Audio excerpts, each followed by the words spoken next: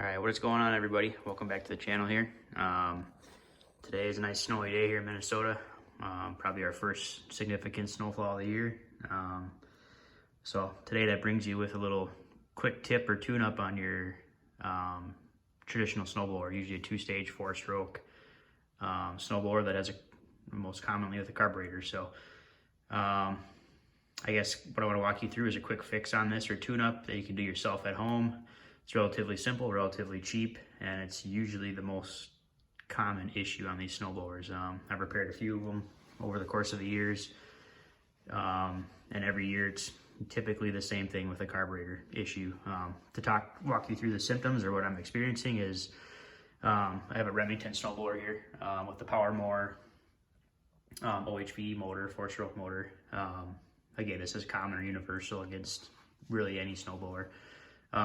But I'm having issues getting it started. I should say it starts fairly decent, but it's definitely like a rough, kind of almost like barky start, if you will, where it kind of starts, sputters. It does not hold idle very well.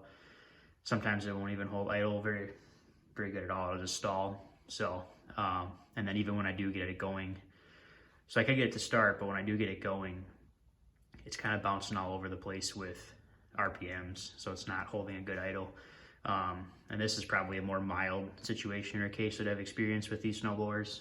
Last year on this exact same snowblower, I had to do this again. Seems to be more prevalent nowadays with the ethanol and fuel, even regular 87 or premium 92 or 91.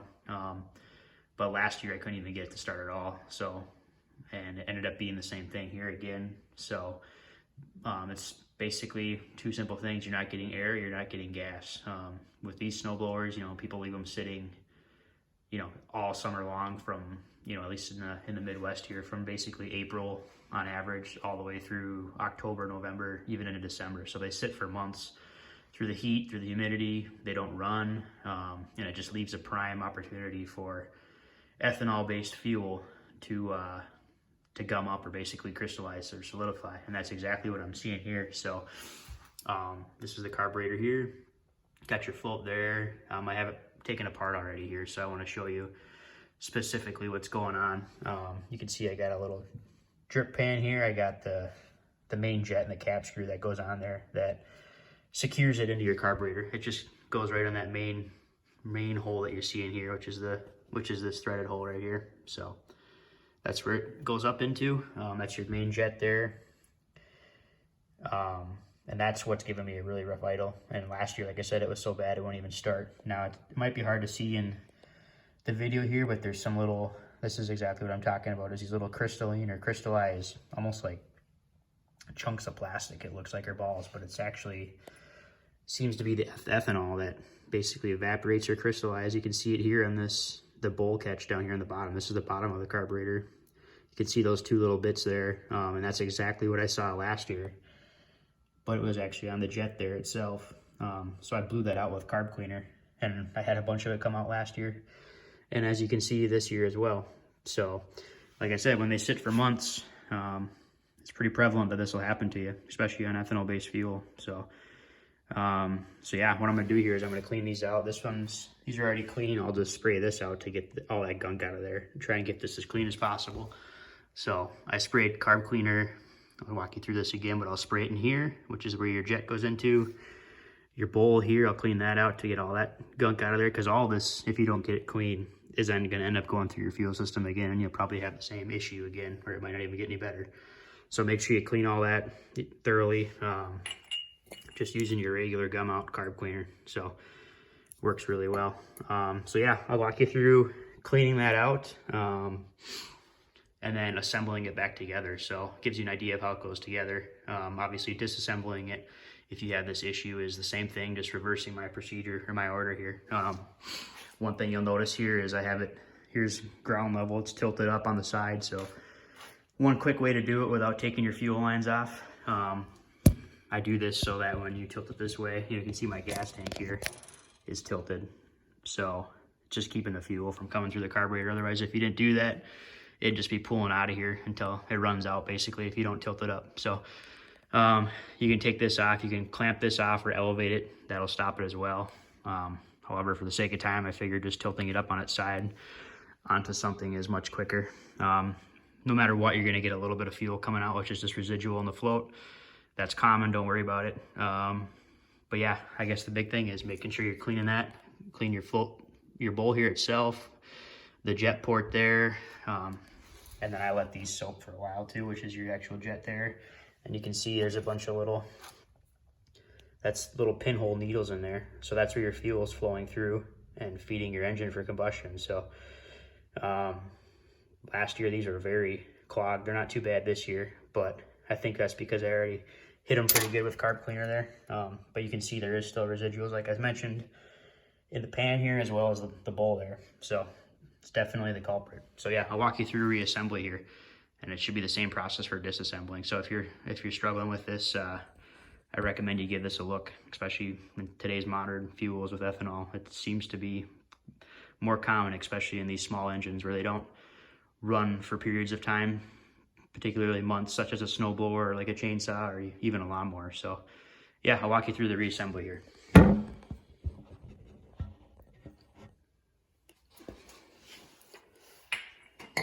I'm going to spray these out real quick, like I mentioned, to get the rest of that out of there. So that'll be nice and clean. And then I got my jet with the little thread screw. Like I said, these have been sitting for probably, I don't know, 5-10 minutes. And then I hit them again one more time before I put them in with carb cleaner, just to make sure there was nothing kind of residuals.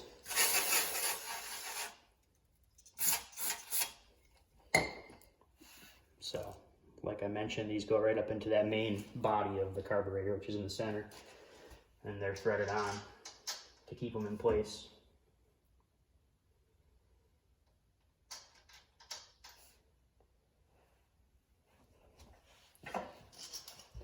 And you'll need a smaller flathead or straight drive screwdriver to get this up into place here.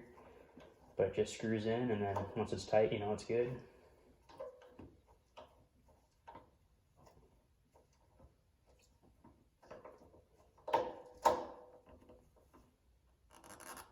And there you go. That's in there good.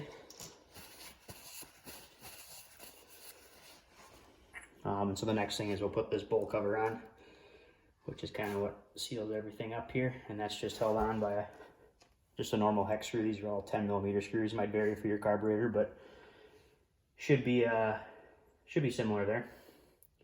Similar process at least. And that just sits up on the top there.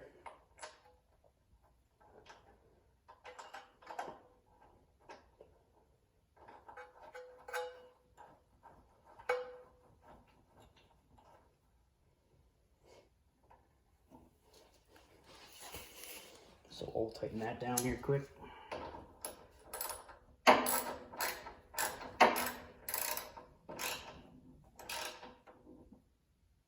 You'll probably notice it can go directionally 360 degrees any which way here. Doesn't seem to really matter, just as long as you get it tight and snug here, and then that's sealing around the edge here, kind of like an oil filter would. This is your little drain cap here for fuel drainage if you had to. So that's the way I orient it, is towards the back here. Just to, if you ever had to. I've never had to drain fuel, but if you have to, it's easier to access that way. So, yeah, so there you have it. That's a simple carb clean there. It's always that jet, at least last 2 seasons, specifically on this snowblower. That's been the case, as well as my previous snowblowers.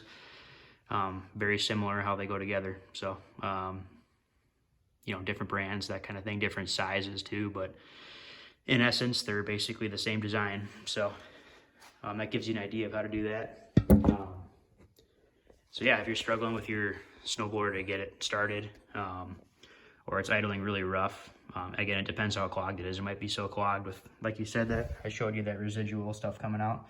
It's almost like little crystals or whatever that you see there. And it happens quite frequently on these small engines. So if you're seeing that same issue, like I said, where it won't start, or it starts but it's really rough, or it's bouncing all over with RPMs, it's basically starving the motor out for fuel. It's not to say you might have an air issue as well, but this is definitely the first place to look, is fuel. like I said, when they sit dormant for a while, this is usually what happens. So if you're having troubles, I would start here and work your way through that simple fix there, and hopefully that takes care of it for you.